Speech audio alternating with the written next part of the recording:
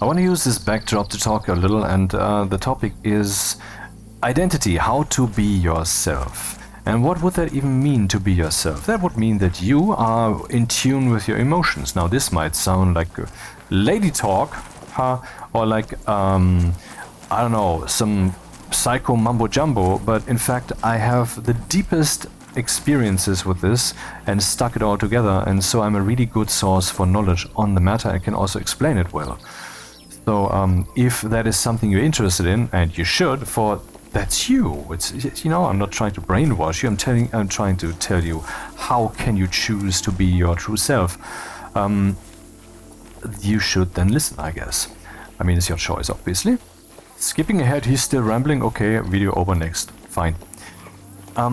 So let's take an example. Let's say someone is doing a certain thing, misspeaking the whole time, or maybe forgetting things the whole time, and people are saying, dude, what the fuck? Why are you forgetting things the whole time? Or maybe, why are you misspeaking this always? And I'm pointing and laughing at you, haha! And then the person would say, well, I am certified disabled in this and this regard, and then they'd be like, oh, I'm sorry, you know, at least on the inside, I don't know what they would say, but they would, you know, foot in mouth, you know. But what is really the by the way, I am not. But what is the concept behind that configuration? Like on the one hand, da, da, da, da, da, da, and then well, I'm certified disabled, and I'm sorry, what is the configuration behind that? What's the logic behind that? The abstraction. Well, let me just kill someone.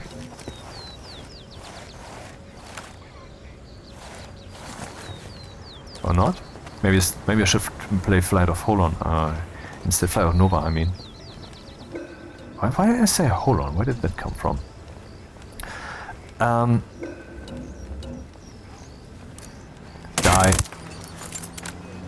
Thank you. And you? Unalive. Yep. Sniper out there. Oh, an alarm. Alarm's rigged up.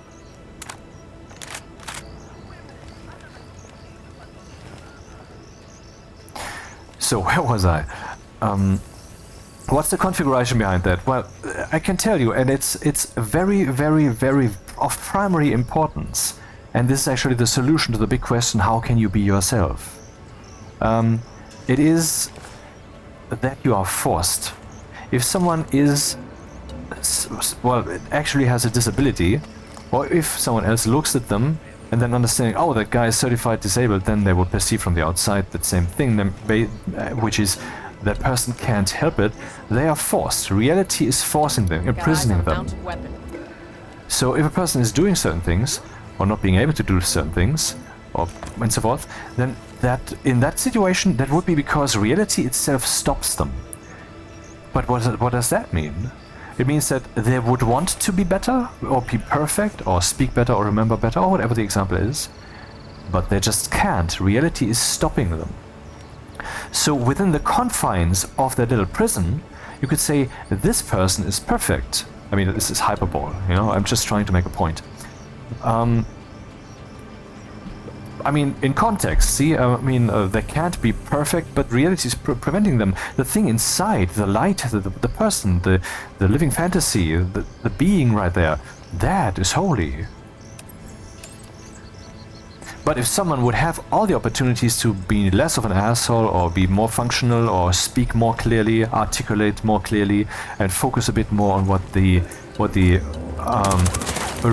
recipients of the information would want, but don't, then you could accuse them. You could say, okay, this is subpar, let's do something else, let's watch something else, let's accuse the guy, or whatever. And this then ties into the concept of the true self. God damn it. Because what is your true self? That is when your will is aligned with the river of your emotion. What is the river of your emotion? Well, you are basically just living fantasy. I know that you have a body, you're inside the universe, and it's not your imagination, even though ultimately it is a collective projection, but that's beside the points. But Basically, you perceiving yourself, and the way you perceive yourself then stimulates what you do next. So in a way, you are a living dream. This is not helpful. I'm trying to make a point here. Please don't interrupt me when I speak. Thank you. Dude, what the fuck?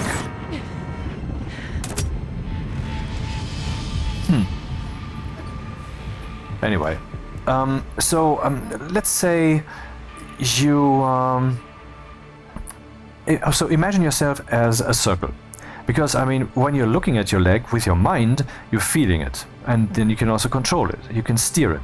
So in a way, you're dreaming it. As in, this dream gives you the experience, but you're also steering the dream with your experience of the dream. You're experiencing and you're controlling. It's a feedback loop. And this can reasonably be expressed as a circle. You are a living dream, conceptually.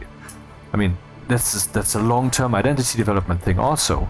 I mean, how you have experienced yourself, the thoughts you had, the memories you made, the decisions you made, the particularly large-scale acts, like, for example, killing someone in real life, which no one should, that digs itself into your brain, into your mind, into your feeling of self, and then changes how you function thereafter. And this in turn feeds back into how you shape yourself and so forth. Your living dream. Conceptually, you are a living dream. I think that makes sense to look at it like that, or like at least like a circle. You know, it's projecting itself, or at least it's interacting with itself, and this interaction shapes it, and the shape that it then has feeds back into the next decisions, and so on and so on, and so on and so forth. Yeah.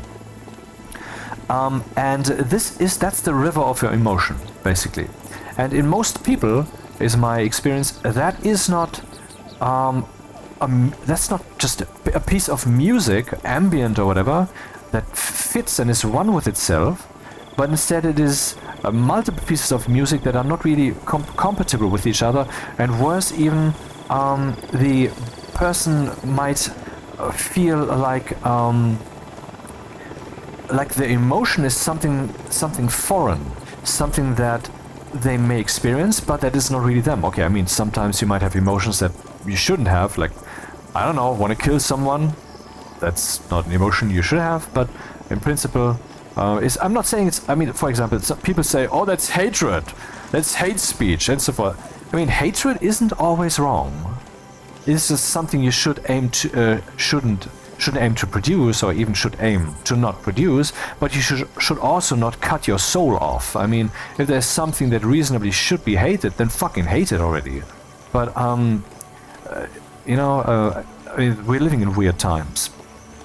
Anyway, back to the roots, the river of your emotion. If, let's say, you would make somehow all these pieces of music that you are, that are in that one river, that are playing together in that circular oscilloscope dancing, if you would somehow make those one with each other, if you would align them so it would become one orchestra, one piece of music, then you would find that the one doing so is now that piece of music, or more importantly and more in line with what I was saying earlier, is inside that piece of music.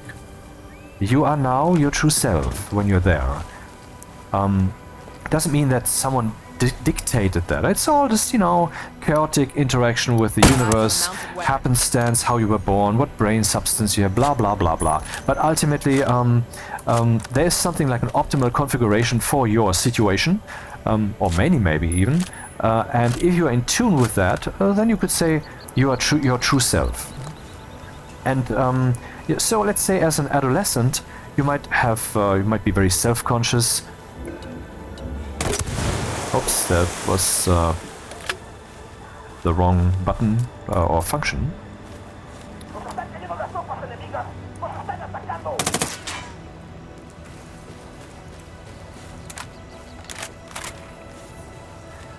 And you see others which apparently do not have that problem. They are just, you know, happily interacting with others. They're smiling, they're positive, they have an agenda, they're moving.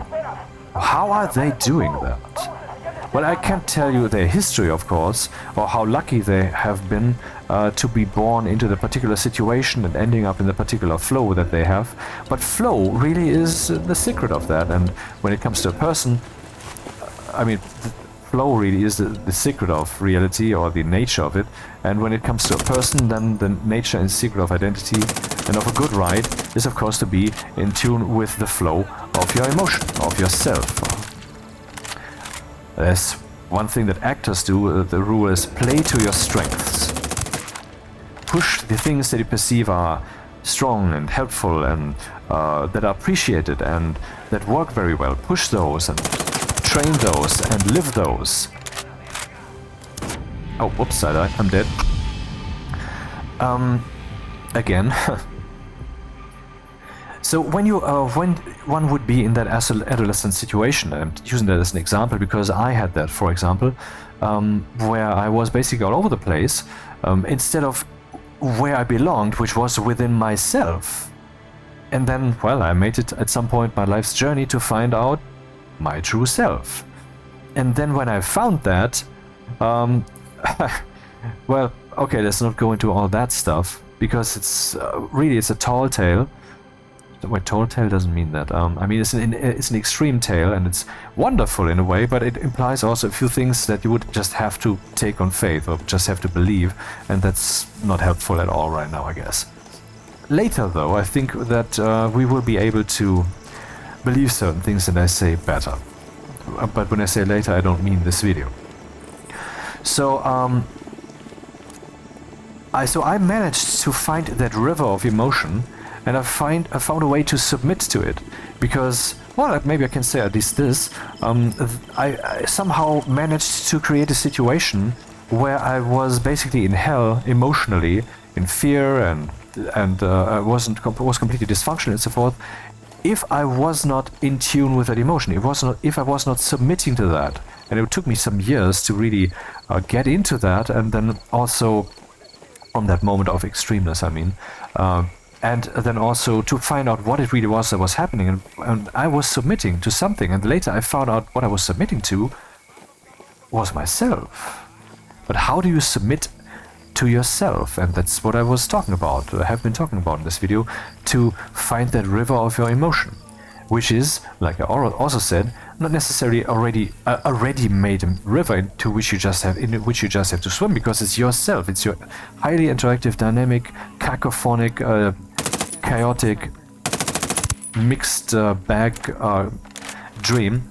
And one thing I can tell you with certainty: if you feed your system, yourself, with energy, with food, then you will excite that dream, that circle. You will add more energy to it. So you can basically say, okay, I can't get my ass off the ground. Let's put some coffee and then some food. Now I can move. Great. But there's a problem there, because what you're doing there is you are increasing your radius. You're adding to the circle. You're not really becoming more one with yourself. Of course it can help. Of course it can help. Yes, sure. If by building some basically new pseudo self and developing that and living it for a bit, and then from that perspective experiencing the rest, and then merging all of that together into a new sound and so forth. Yeah, of course it makes sense. I'm not saying to not eat, but I'm just saying be careful, because in my youth I had been stupidly drinking soda and Coca-Cola soda, I know, but it also has caffeine and makes it even worse, a lot. Basically, it was the only thing I was drinking. And why was I doing that? Because it made me happy.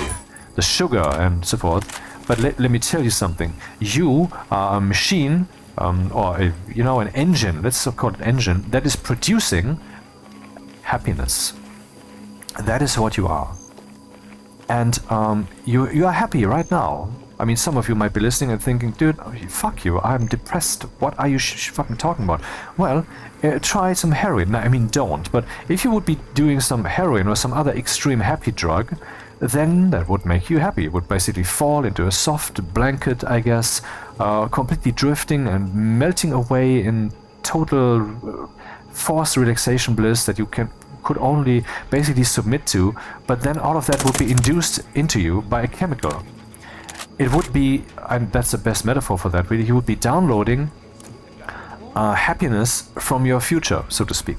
The situation that you'll eventually be in will not have that happiness anymore, because you took it. You already experienced that. You milked your chemistry, your chemical configuration.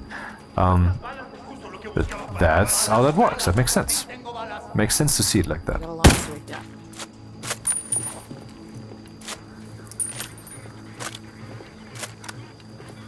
And in this way, I was milking my happiness by drinking that total fucking poisonous crap. I mean, Coca-Cola should be fucking illegal, goddammit. As should be cigarettes and such. I'm not saying tobacco in general, because there are some uses to it, I heard. But, in principle, you know. Anyway,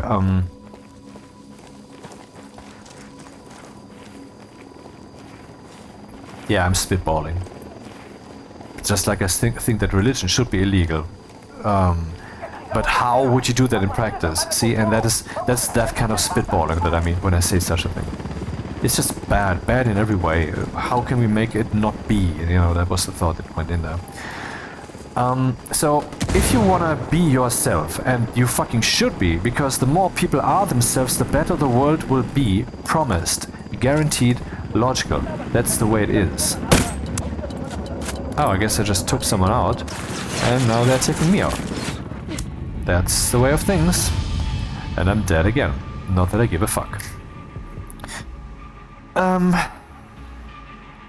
So, it's best for your mental and physical well-being if you are trying to not use substances that give you happiness, like Coca-Cola, caffeine, sugary stuff. Try to, you know, low-key. Yeah, pizza is fine. I've been eating pizza for years. You know, hey, order in, eat the pizza. Been doing that for years. So, I mean, I have a good configuration, so I'm rather sturdy. I've been sitting on my ass for 40 years, basically every hour of the day in front of the computer at work and at home, and I don't have back problems. How does that work? So, I'm saying that if I'm saying that pizza is a good enough food, maybe it is not in general, but I've experienced it as such. And it depends on what you order, of course. You know, what kind of, is it just some oily tub, or is it some delicious food, some quality food? There are so many different levels of that. So you should try. I mean, you are what you eat. That's literally so. Obviously, the molecules that make you, but also the all that chemistry that you put in yourself that is part of the food. The better that is, the better choices you make on that front, the better for you. But I think you should find a healthy balance. To just say, I will eat salad my entire life, the whole time, and I will not enjoy any moment because there's only salad. Yes, salad there is, and only salad. Is that the way to go? I mean, okay, you might say, well, you're eating only one time a day. Is that the way to go?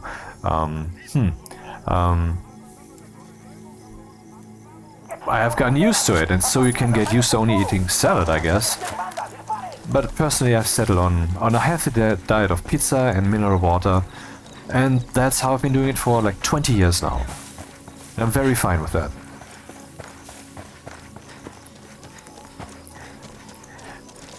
So whenever you add something to your system, like food, particularly when it's more on the stimulating side, you are exciting that oscilloscope that you are. And I think that's a very helpful model here, which is, imagine that oscilloscope not to be like a sine wave that is smoothly dancing with itself, but there's also some overtones, some individual pixels that have a very different radius, like something screaming, something intense. That is basically most of the time, the sound of the self of a not so healthy human, and because I believe that most humans are basically not quite healthy when it comes to the mind.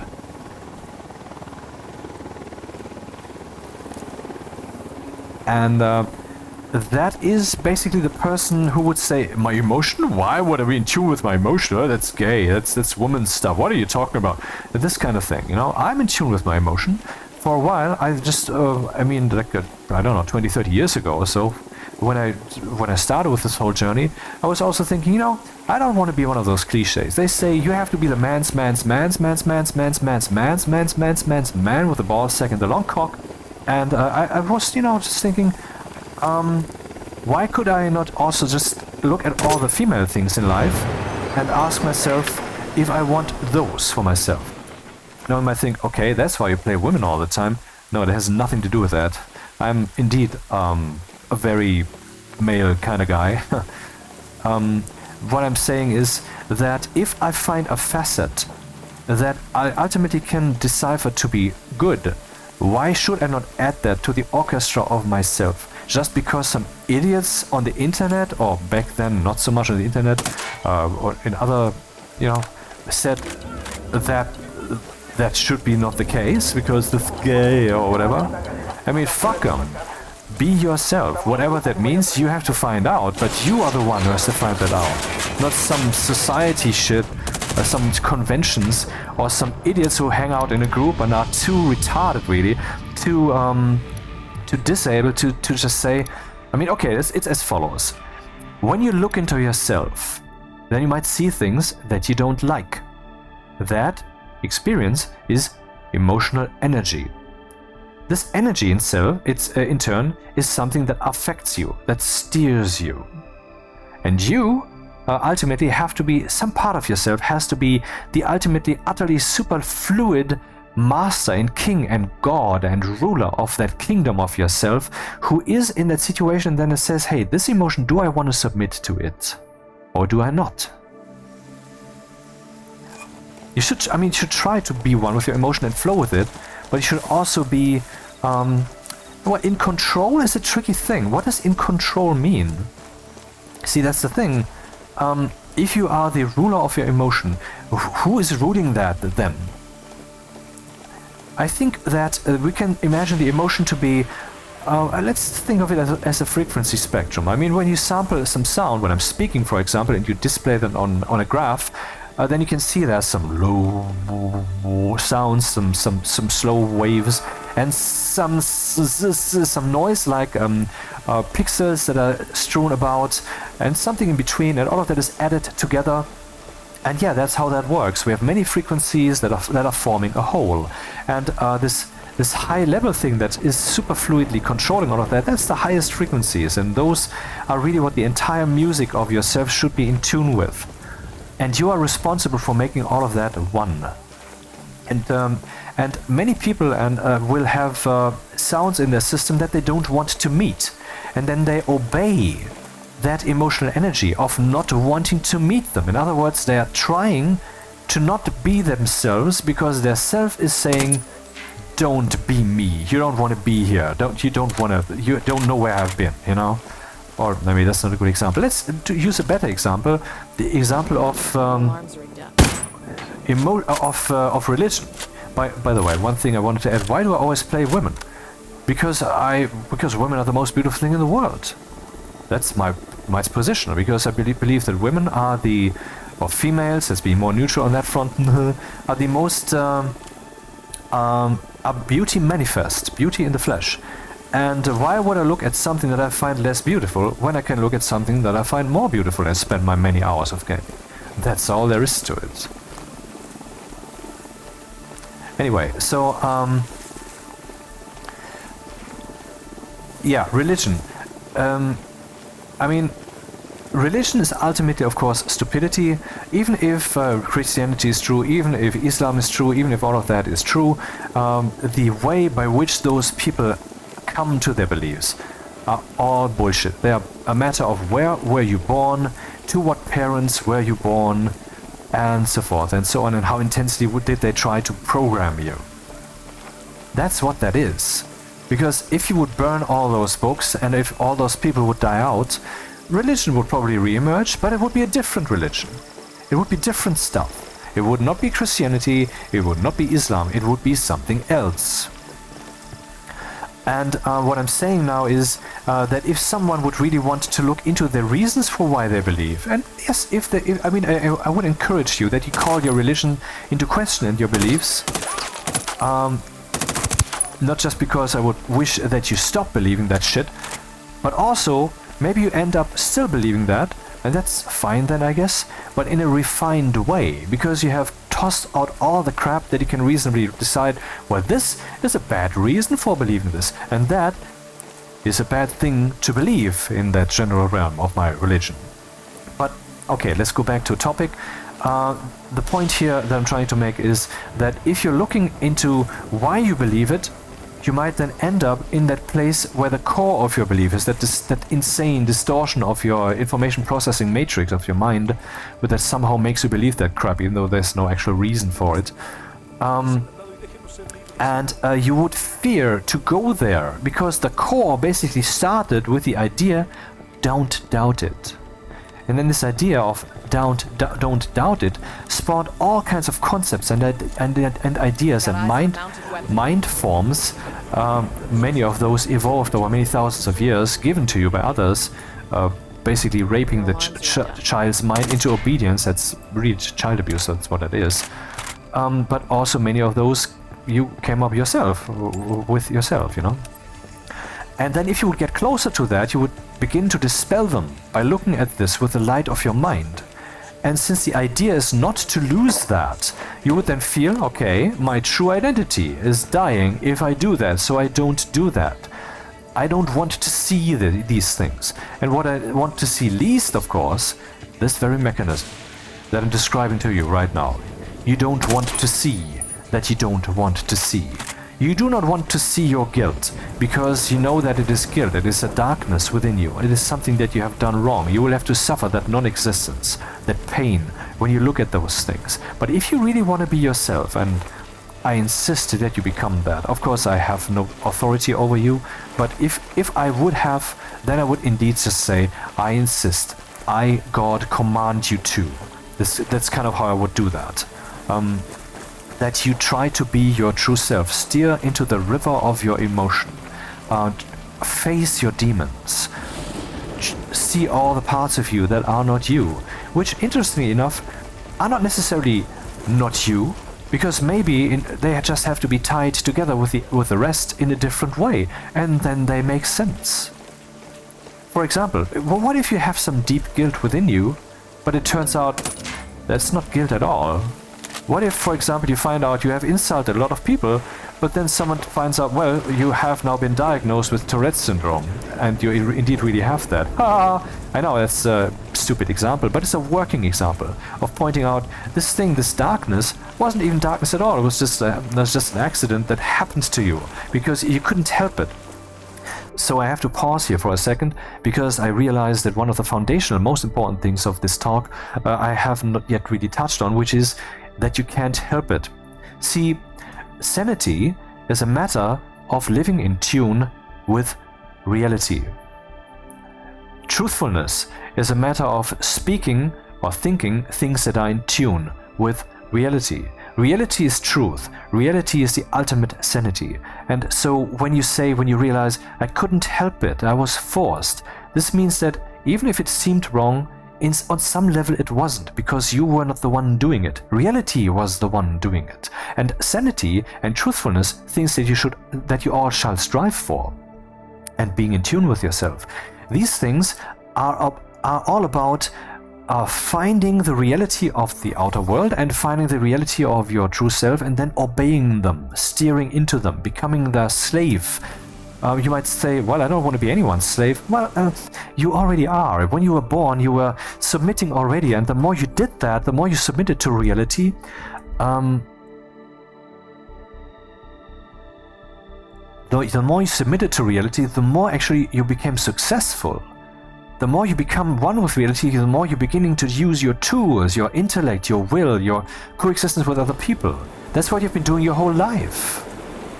So this submission is ultimately not really submission, it is your will, your current will dying to be reborn in the next moment, which is really just this one moment. There's only one moment, there's only now. If you're thinking there's a future or a past, dude, you're deluded. There's only this moment. And its current configuration will lead into its alive, into what shape it will then evolve. And the same goes for you, and the current form of you transforms into the new one, and if that's a pleasant transformation, great, good on you, and that's the kind of self-flow that you want to attain and that this talk is aiming to help you achieve. But if that is a painful experience, then it's basically your current will form dying, but you're not dying, you yourself are still there, you just don't want to go to that experience, but you have to. You have to find that better form, and often that will lead through a portal of non-existence. And that's actually a good compass that at some point I realized it is, and then I steered into that intently, and then I found that moment of ultimate reckoning where I found indeed my true self, and I don't want to talk about that right now because that's not productive. Anyway, but it's a good compass, I'm saying, to try to look at the things within you that pain you. If you would do that with your mind, if you would think about those things, they would be unpleasant. So try to think about those things at least for a bit, to evaluate them, to investigate them. If that's a thought like, what about if I would now breed 1 million little spiders the size of, let's say, a cell, and then I would put that in a syringe and inject that into my eyeball. Wouldn't that be a great thing? Now, with this example, of course, shows that there are some things that rightfully you don't want to experience or think and so forth, but you first have to look at them. This example you didn't really have to look at, but it was just... But there's other things. For example, what if, for example, you have some impurities within you, and you would agree with that, and you, through this talk now, have realized maybe you should... maybe merge all of that stuff more into yourself, because it will ultimately dissolve. But it's the dissolution process will leave something within you. It will enrich you. And the most important thing that it will leave within you is the substance out of which it so far had consisted. Because these parts of you were locked away. But now they have become a part of you, so they can be utilized. It's like you basically have to become a sphere. You have to live in a cave that has a spherical shape. But you are instead an assortment of many little caves that are connected through narrow corridors that you don't dare crawl through. But you have to... the goal is basically to make all of that one, so that all these little spaces that are locked away that you don't dare visit are then part of the big whole that you can then live.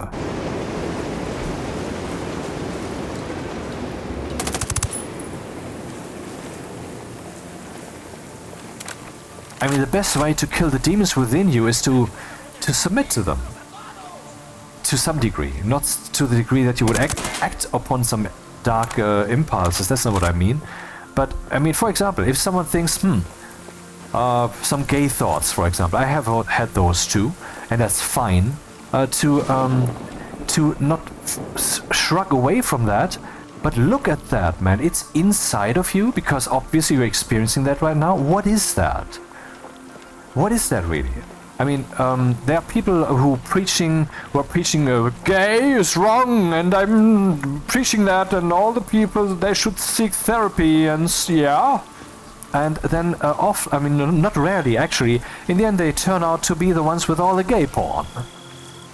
What am I saying here? I'm saying that not looking really at the things within you, but kind of pushing them away. It doesn't make them go away, it just makes them a part of you that you now have less access to than you had before. But when you really allow yourself to look into them, and I did, that's why some of those images are actually part of my big collection of images, and sometimes I come across them, and every time I skip past them because I don't feel like that. But I expose myself to that to know myself. But that's like 0.1% of the collection. And it's a big collection. Big. Yeah, whatever. But see, the idea is be one with yourself. And the only way to do that is to embrace what you are. And I'm not saying that's basically the tone of these times. Or accept yourself as you are. And then you end up with some fat sack of shit on the cover of Playboy. And dude, that's Playboy dying the death of perversion, and that's this person also eventually, I guess, by diabetes dying the death of perversion. That is not something to submit to. But in this case, what would have been the thing to do is realize that this is wrong, and accept that this is the way you are right now, and then carefully, from that position of perception and acceptance, steer away from it. Or steer, in this case, steer away from it. When it comes to, don't know, any impulses that you might shrug away from, ask yourself first if you should really steer away from them, of course. But I'm saying, don't submit as in completely lose yourself. Submit as in allow yourself to listen to that music instead of trying to turn down the knob, because that radio station is still there. It's still playing that music. You're just not hearing it anymore. And you don't have to do that at every moment. I mean, there's a time for everything. Just make sure that that time is the time that you take every once in a while. Try to wake up to the truth of you. Because, I mean, all that emotional orchestra that you are, that is truth from some perspective. Just like someone standing in front of you and lying to you, that also is truth, of course. The lies that they're spouting, those are lies. But the fact that it is happening, that is truth. And if there are some things within you that don't belong, that also is truth. And you have to, just like, I mean, sanity is about submitting to reality, learning reality, and then making the most of it. And so reality is also within you. If you're experiencing something inside, that is happening. How is that happening if it's not real? It is real. It doesn't make the particular thought true or the idea true, sure, but it's truth taking place, and that's the perspective from which you have to deal with that. And that's also a good training course to take, because I mean, mankind has this overarching global illness of, I mean, we're living in this fantasy world where we are pulling a reality over each other's eyes collectively, because just the way it is. There's, for example, some deeply Islamic societies, god damn it, that insanity. Or some deeply Christian societies, god damn it, that insanity. Or some societies are just listening and obeying what the news are telling them. I mean, I had that yesterday again when I was talking to my mother and was talking about her about Elon Musk, for example. I mean, just some information, you know, the history of that guy. Like, he decided, well, we should become a multiplanetary species, else some bad event down here on Earth might eradicate us. And consciousness is, I don't know, is holy. It needs to be kept around. We might be the only instant of that in the universe. We need to keep that, and so we need to become multiplanetary. So the first thing to go to would then be Mars. But Mars, for example, doesn't have an atmosphere where you could have cars to drive around, so well, then we need electric cars, and we need a way to get there, and so on and so forth. And I mean, those are some perspectives that some of you probably don't have of Elon Musk, and you might be hating him because you have been told to, and then you have embraced that hatred and have added some information to that in your head, and now that information is something that you truly believe, and therefore me talking in a way right now that gives you the impression that I have a very positive view of the guy, that I do have, as I also have of Trump, which I hereby reveal. I mean, fuck you. That's because I looked at the things. I allowed myself to see and embrace all the good and the bad and the right and the wrong, and then ultimately I added it all together, and that's the perspective I came to. I'm sorry, maybe this perspective is wrong, but there's at least a way to have that.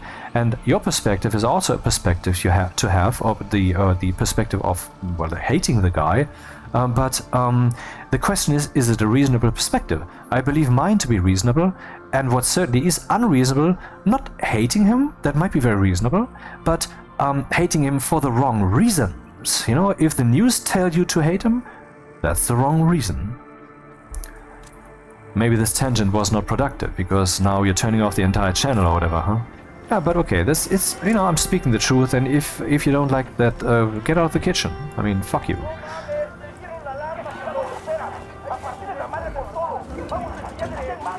Would you now wish death upon me? Probably, and then I will die in this game, and you might think it's a coincidence. I would wager it's not. But okay, that's my view of reality. Oh, there's someone I need to get rid of.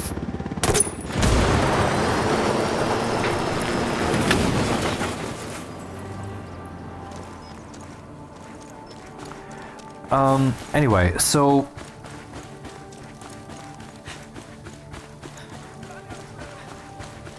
since I'm preaching a nuanced view, I also have a nuanced view of those particular people. For example, I've heard that Tesla cars have some actually radical problems when it comes to opening them from the inside, and there's some extra battery that might actually excrete some toxic fumes when you have an accident.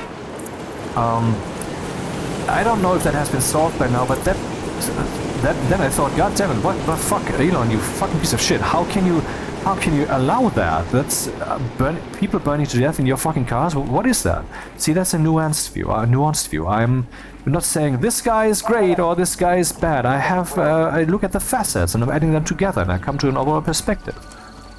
While other people decide to have a perspective, and then they're trying to find those data points and they're trying to ignore all the other data points that don't fit with that music. And that is, of course, insanity and retardation and stupid. And there are too many of those people and they shouldn't exist. So I hope that if you're one of those, stop existing by, listen to me, by changing, which is what this entire video is about. But let's change from these particularly and very controversial topics to the more abstract, and, you know, try to be one with yourself.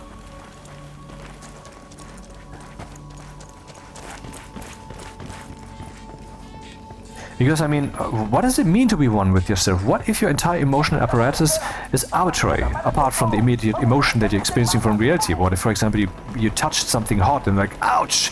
And that's an emotion, kind of, right?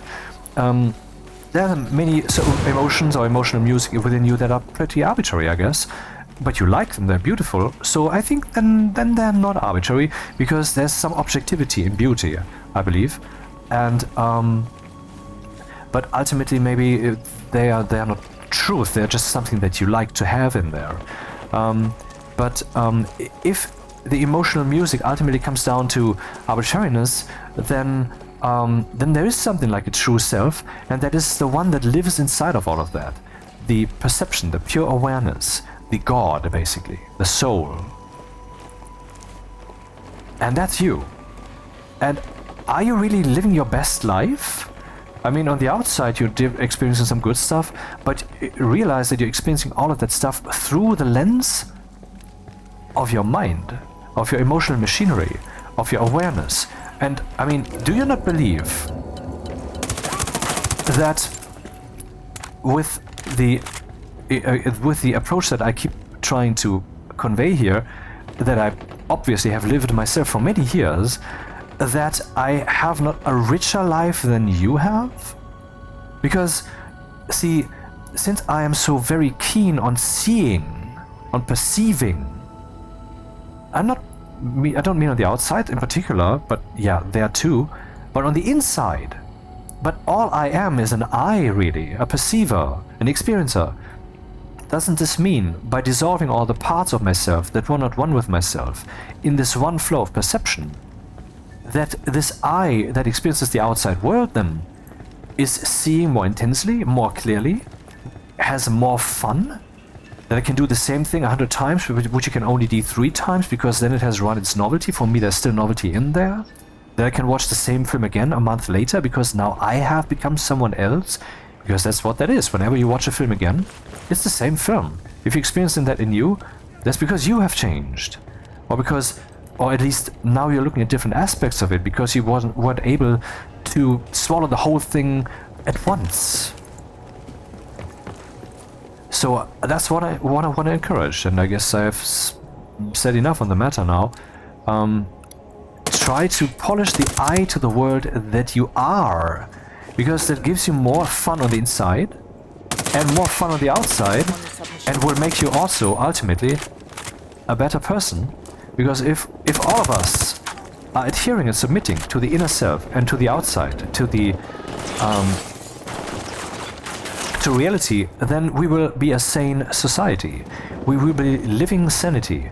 And the more sanity is being lived in the world, no matter what view it then has ultimately of Trump and Musk, because maybe I'm an idiot about them, that may well be the case, then the world will be a better place to live in. Because the world consists, down here on Earth where we're living that collective fantasy quasi, mostly of the other minds.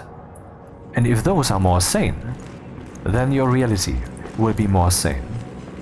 So let's make a sane world and become more sane by striving to enjoy every moment of the world the most.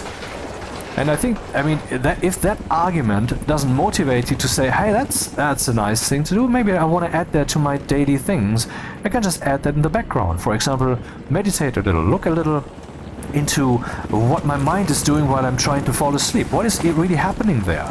Oh, suddenly I have some thought that I didn't have before because it was within me the whole time, but now that I'm listening to my orchestra just taking place without actively using it, I'm suddenly hooking into a thought that I wouldn't have had otherwise.